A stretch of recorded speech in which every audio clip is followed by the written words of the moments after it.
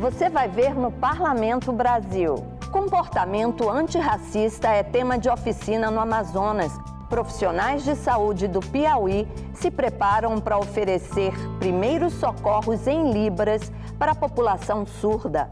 Lei em São Paulo dá direito à mulher de escolher o tipo de parto que ela quer ter. Congresso Nacional debate o futuro da operação que recebe refugiados venezuelanos. Educação de crianças quilombolas e indígenas é tema de audiência na Câmara dos Deputados. Escolas atingidas pelas barragens de Mariana e Brumadinho denunciam descaso e preconceito. Situações como apelidos, pés de lama, da lama. Quando você não atende um aluno, quando você coloca o profissional da educação nessa situação de luto continuado, você prejudica toda a família, toda a comunidade.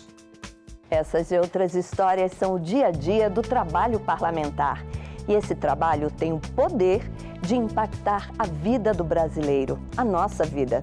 E o programa Parlamento Brasil, sempre em parceria com as TVs legislativas, conta para você os assuntos que mobilizam as casas de leis do país.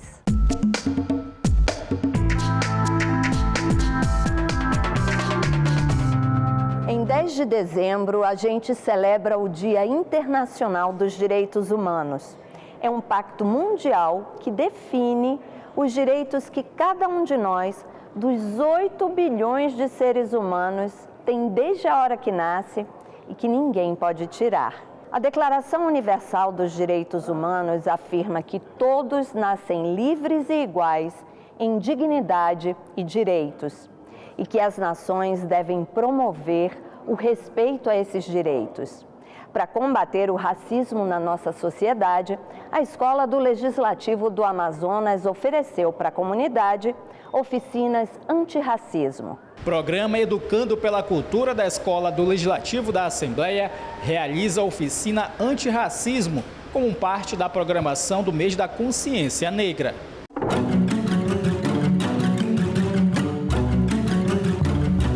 A coisa tá preta. Segunda-feira é dia de preto, o samba do crioulo doido.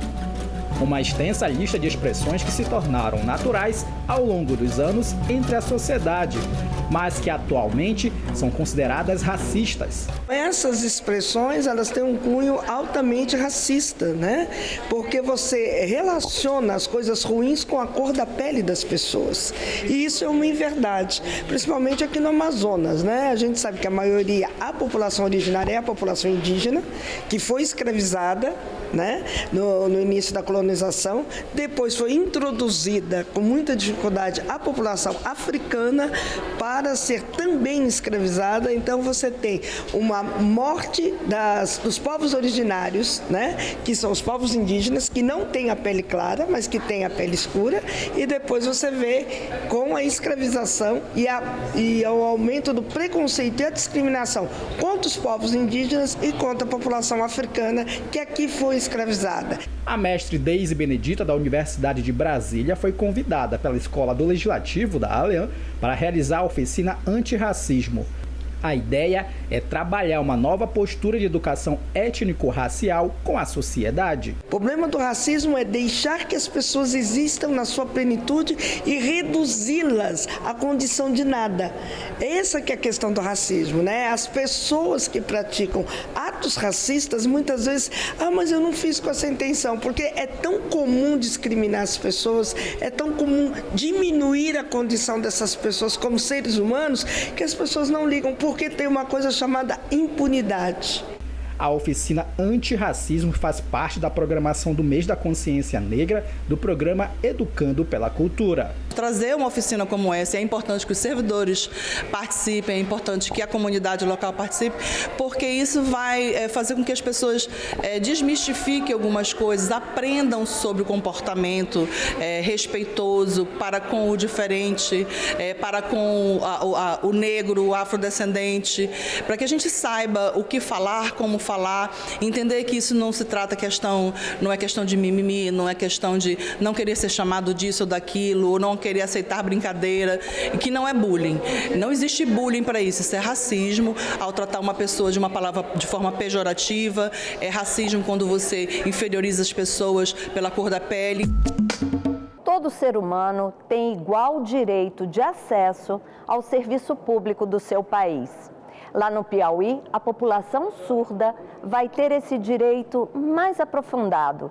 É que os profissionais de saúde de lá estão sendo treinados para oferecer os primeiros socorros em Libras, a língua brasileira de sinais. Quem traz a matéria é o jornalista Chico Costa, o primeiro repórter cego da TV piauiense. O profissional da área de saúde tem que estar preparado para receber todo e qualquer paciente. Não é diferente na hora de receber uma pessoa com deficiência auditiva. A pessoa surda deve ser atendida da melhor maneira possível. Faz-se necessário que os profissionais da área de saúde tenham entendimento da língua brasileira de sinais, Libras. Sabemos que nós temos mais de 10 milhões de surdos no Brasil. Então, a qualquer momento, o profissional de saúde vai se deparar com o surdo. Então, todos, o técnico, o enfermeiro, o médico, o condutor, o socorrista da ambulância, os profissionais do hospital, todos têm que saber um pouco de Libras. O profissional tem que acalmar aquele paciente e mostrar para ele que estamos ali para ajudar. Isso nem sempre é possível porque alguns profissionais não conhecem a Libras, que é a linguagem brasileira de sinais. Para quem conhece, é mais tranquilo, a gente faz sinais que demonstram que ele tem que ficar calmo, que estamos ali para ajudar, conseguimos nos apresentar, pedir documentos, saber o que ele está sentindo e dessa forma dar o atendimento correto. A falta de acessibilidade no atendimento médico das pessoas com deficiência auditiva pode trazer prejuízo na vida delas. Vou dar um exemplo. Se eu não tiver nenhum treinamento, não souber nada de Libras e for atender um surdo, vai dificultar minha comunicação, não vou saber o que ele está sentindo e, consequentemente, ele pode perder a vida ou sequelas por conta disso. Aí, o contrário, se eu tiver bem treinado, souber não a língua inteira de Libras, mas se eu souber pelo menos a linguagem de sinais para dizer que vai levar ele para emergência, eu vou precisar pegar um acesso, verificar a pressão. Então, isso faz uma enorme diferença e é importantíssimo, principalmente para o surdo. Eu recomendo que você faça um treinamento. Não é para você aprender uma língua, porque Libras é uma língua e às vezes é difícil para você conseguir aprender. Mas, pelo menos, para o profissional diminuir essa barreira de atender o surdo, de pedir calma para ele, pedir para ele não se mexer, falar para ele que vai levar para o hospital, falar que tem que ficar parado, porque ele pode ter, no caso de um acidente, pode ter uma lesão na coluna e precisa colocar um colar cervical. Então, tudo isso você aprende nesse atendimento, que a gente simula com o surdo, nesse atendimento que faz a enorme diferença para o surdo, porque ele está entendendo o que o profissional está dizendo e que vai atender ele e levar para o hospital. Um dos artigos da Declaração dos Direitos Universais diz que a maternidade e a infância devem ter assistência especial. Em São Paulo, uma lei estadual assegura à mulher o direito de decidir o tipo de parto que ela quer ter. Uma lei de autoria da deputada Janaína Pascoal permite às mulheres a escolha do tipo de parto, uma decisão antes reservada apenas aos médicos e que o próprio Conselho Regional de Medicina recomenda ampliar às pacientes. Ele vem para ratificar uma resolução do Conselho Federal de Medicina que já prevê essa escolha, do parto para as mulheres. Na verdade, assim, é uma escolha pelo parto seguro. A individualidade da mulher, ela tem que ser respeitada. Então, a luta é essa. Não é simplesmente uma escolha de parto. É uma escolha do parto mais seguro para a mulher. Um outro fator é a questão da isonomia, das mulheres poderem, as mulheres que são atendidas pelo Sistema Único de Saúde, serem atendidas também e terem o seu direito ao parto seguro efetivado com essa lei. Um dos problemas relatados pela escolha inadequada na hora do parto é a anoxia perinatal, que significa ausência ou diminuição de oxigenação no cérebro. Se criou um mantra para os profissionais de saúde de que o parto normal é sempre melhor. E o que eu disse quando a discussão do projeto de lei, que hoje é lei, e digo agora, O que é melhor para uma mulher? Sair da maternidade com seu bebê vivo e saudável nos braços. É isso que é melhor, entendeu? Não é o bebê ter anóxia por forçar um parto normal, anóxia é falta de oxigênio. Não é o bebê virar óbito depois de ficar em UTI neonatal. Não é o bebê sair com paralisia cerebral, entendeu? Não é a mulher ser perfurada, que eu vi casos de mulheres perfuradas, bexiga perfurada, útero dilacerado, entendeu?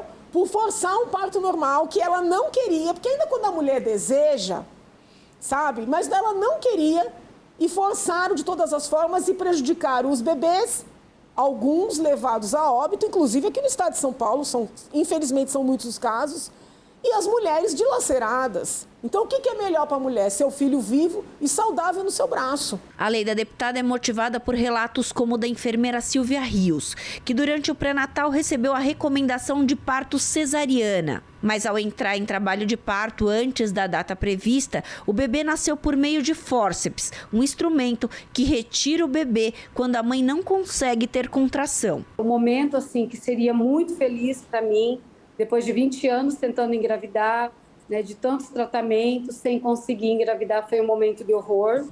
Eu fiquei 4 dias no hospital porque a minha filha ficou ictérica e eu só chorava.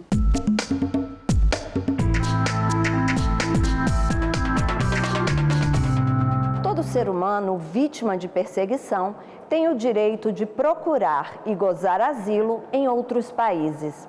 Aqui no Brasil, milhares de venezuelanos têm sido recebidos pela Operação Acolhida. O futuro da operação foi debatido na Comissão Mista sobre Migrações Internacionais e Refugiados. 7 milhões de venezuelanos já deixaram seu país. 6 milhões deles permanecem nos países da América Latina e Caribe. No Brasil, hoje são cerca de 400 mil venezuelanos acolhidos, que entram sem precisar de visto e podem optar por refúgio ou residência permanente. O Brasil é o país com o maior número de refugiados venezuelanos formalmente reconhecidos. Eles já somam mais de 51 mil. É a Operação Acolhida do governo federal que recepciona e organiza a entrada dos imigrantes venezuelanos, como o refugiado Joel Bautista Brito, que está há 5 anos no Brasil com sua família e hoje deu seu depoimento à Comissão Mista sobre Migrações Internacionais e Refugiados. Foi muito bonito nos abrigos quando eu cheguei com meu filho lá em Rondon 2. A documentação foi rápido, a alimentação, todas essas coisas foi muito, não nos faltou abrigo, nem alimento, nada, foi maravilhoso demais. Essa comissão evitará todos os esforços para garantir que o Estado brasileiro cumpra seu papel de acolher e construir mecanismos que contribuam concretamente para o acolhimento, para a superação das barreiras e para a concessão de vistos humanitários, além de, lógico, de outras políticas de acolhida de pessoas em situação de refúgio. A Operação Acolhida é um exemplo internacional altamente reconhecido, deve ser um motivo de orgulho para todos os brasileiros. A gente está no momento de transição da operação, se num primeiro momento você tinha uma necessidade de resposta emergencial, agora a resposta é de desenvolvimento de estratégias de médio e longo prazo que assegurem a plena integração dessa população no país. Isso passa, claro, pelo aperfeiçoamento das modalidades de interiorização da operação, mas também passam por coisas como curso de português, promoção de integração local dessas pessoas para que elas possam efetivamente contribuir para o desenvolvimento do nosso país. Toda criança tem direito à educação. É o que diz a Convenção dos Direitos da Criança.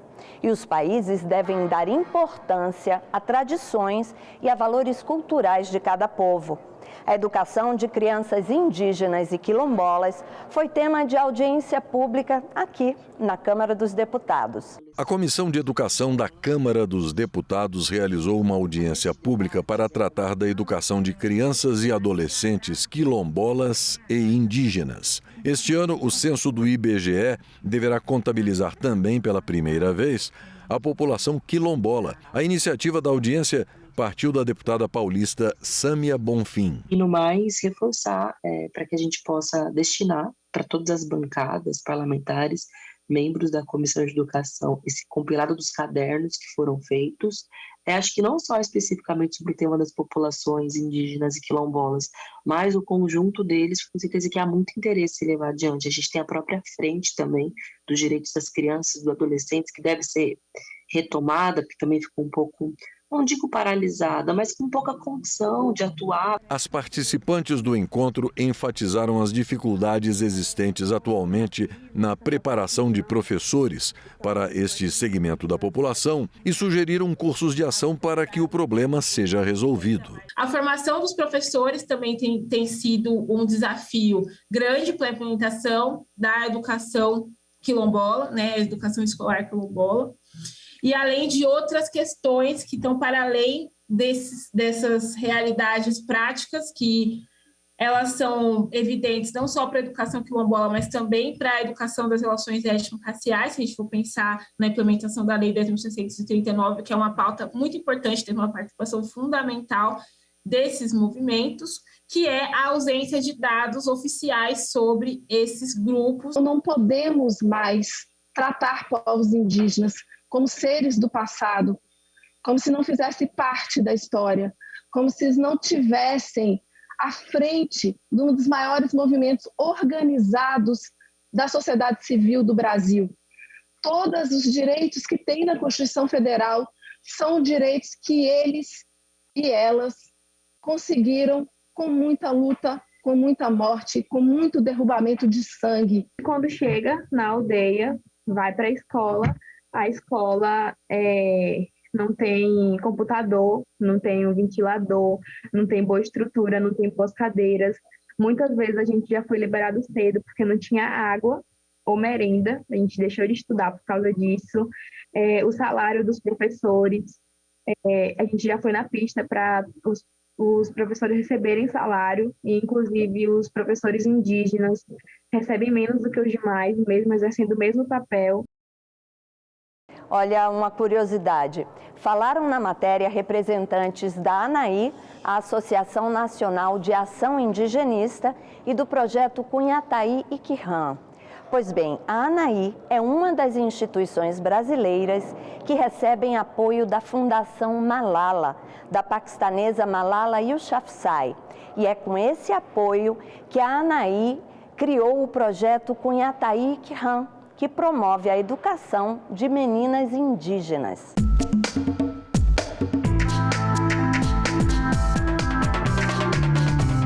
A nossa matéria no Vitrine de hoje não é de celebração, como a gente geralmente faz, mas é de alerta. Alerta para denúncias de violações dos direitos de estudantes e de professores das escolas atingidas pelos rompimentos das barragens de Mariana e de Brumadinho.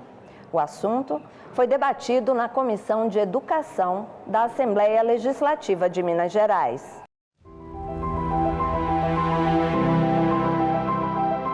A tragédia de Brumadinho completou 3 anos e 9 meses, ou 1.369 dias para aqueles que perderam um ente querido. 4 corpos ainda estão desaparecidos. Tiago Tadeu Mendes da Silva, de 34 anos. Natália de Oliveira Porto Araújo, de 25 anos. Cristiane Antunes Campos, de 34 anos. Maria de Lourdes da Costa Bueno, de 59 anos. Em memória de todas as vítimas, mas em especial das 4 joias ainda não devolvidas às suas famílias pela criminosa Vale, eu quero convidar todos nós para que nós possamos iniciar essa audiência com 1 minuto de silêncio.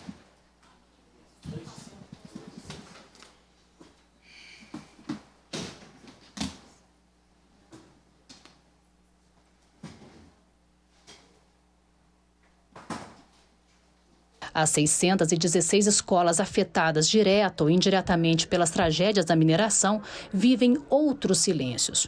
Um deles é o da ausência, não só das pessoas que se foram, mas de cuidados. Nós temos um exemplo gravíssimo que podemos trazer aqui para esse espaço de debate, que é a Escola Municipal do Distrito de Aranha, em Brumadinho.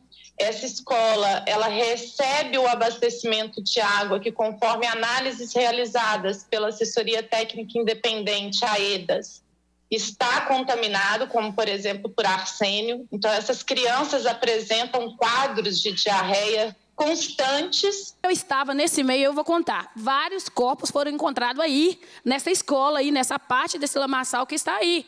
E nós ali no meio, convivendo. A gente sabia que quando o helicóptero sobrevoava a escola, abaixava, descia uma rede, recolhia esses corpos e eram levados. Isso eu vi, meus colegas vivenciaram, os alunos vivenciaram, e em nenhum momento foi pensado na parte psicológica desses alunos. Meu nome é Catarina Cota, tenho 10 anos de idade e fui removida da Vila Samarco Antônio Pereira.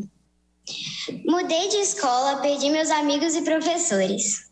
Não tive nenhum apoio psicológico da empresa Vale. Os impactos na educação que eu senti muito, desamparada e com medo. Meu rendimento caiu, custei a fazer amigos e fiquei com o meu psicológico muito afetado. Eu sofri sozinha, sem falar para minha mãe, que estava na luta e eu não queria dar mais problemas para ela. É gigantesco o número de profissionais da educação que perderam seus e que teve que seguir dentro das escolas como se nada tivesse acontecido. É diferente do que muitos possam pensar, o crime não passou, o crime não acabou. O crime segue sendo continuado e piorado, com a ausência dos atendimentos médicos, psicológicos, com a ausência de alternativas, de projetos que cuidem das pessoas, que cuidem da vida. É preciso uma conscientização de que quando você não atende um aluno, quando você coloca o profissional da educação nessa situação de luto continuado, você prejudica toda a família, toda a comunidade. Antes da lama chegar, a possibilidade de um rompimento de barragem nunca tinha adentrado as escolas. É o silêncio pedagógico. O que a gente foi percebendo? Que, de maneira geral, as escolas não tratam da discussão da mineração de forma problematizadora, e muito menos estava tratando o rompimento ou as consequências dele, as possibilidades até de reestruturação numa perspectiva problematizadora. E o que era mais curioso para nós e mais danoso, não tratava o tema. Não tratava o tema. Nem nas escolas diretamente atingidas. As professoras de bem disseram para nós, a gente sabia que tinha uma barragem aí, mas a gente não sabia do perigo. A gente nunca falou sobre isso com as crianças, né? O plano de ação de emergência, eu estava investigando e revendo esses planos esses dias, e alguns planos trazem o nome das escolas, outros planos não. Minha companheira, ela também é professora, ela trabalhou durante um ano inteiro numa escola que está a 3 quilômetros de uma barragem, a Jusante, uma escola que está numa área de autossalvamento, e ela sequer foi informada dessa situação. Eu trabalhei o ano inteiro lá e não sabia, né? A gente foi saber depois, né? Enfim, né? Mostra dessa questão do silenciamento, né? Então, se ela não foi nem informada do risco, que dirá treinada? O silêncio pedagógico seria perpetuado pela inundação de materiais institucionais nas bibliotecas e os incentivos financeiros das mineradoras. Tem um caso que é muito emblemático disso, que é o caso da mineradora CBA, que é a Companhia Brasileira de Alumínio, que atua na região da Serra do Brigadeiro, Zona da Mata de Minas Gerais, e ela tem um projeto para as escolas estaduais, justamente, bastante sofisticado, que é: você faz uma série de projetos, os professores em nível individual, eles vão se voluntariando a participar, e se você faz um número X de projetos no ano, você ganha um bônus financeiro no final do ano. Vamos falar direito, então? Agora, qual que é o problema? As mineradoras têm livre acesso às escolas. Elas fazem parceria com os gestores. E se você não é concursado, você não é professor concursado, você tem que ficar calado, porque você vai perder seu emprego, sim. Nós temos que ter políticas públicas para proteger também os professores, para dar autonomia para os professores. Quem esperava um alívio com a reconstrução se deparou com as dores de não se falar de um passado do qual ninguém é capaz de esquecer. Fui convidada para ver a nova escola de Bento, é uma escola perfeita, lindíssima. E eu perguntei, mas qual o projeto pedagógico vai ser construído nessa escola? Como é que essa escola vai conversar com as crianças? Por que elas vieram parar aqui? Como é que esses pais vão discutir isso? Isso está sendo discutido? Não. Falei, olha, então vai ter que discutir profundamente isso, porque essa escola não pode começar como se nada, não houvesse o passado. As escolas que eram do campo renasceram nas cidades.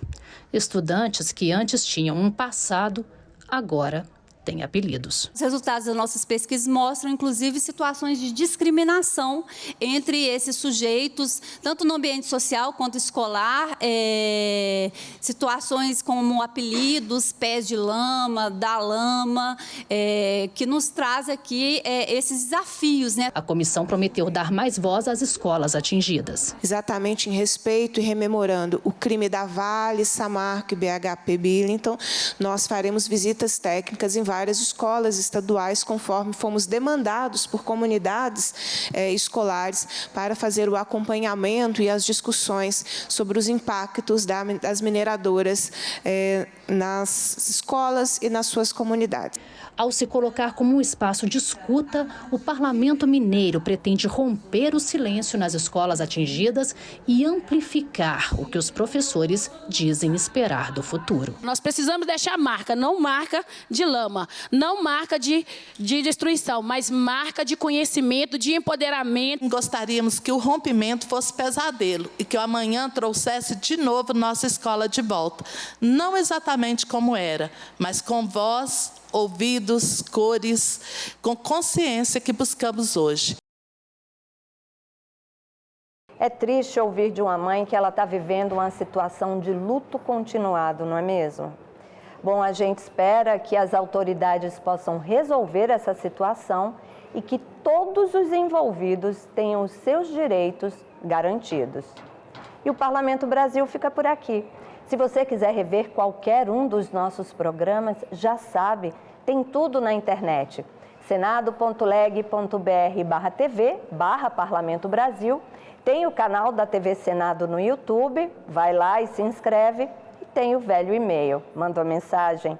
Olha, muito obrigada pela sua companhia, viu? Até a próxima. Tchau.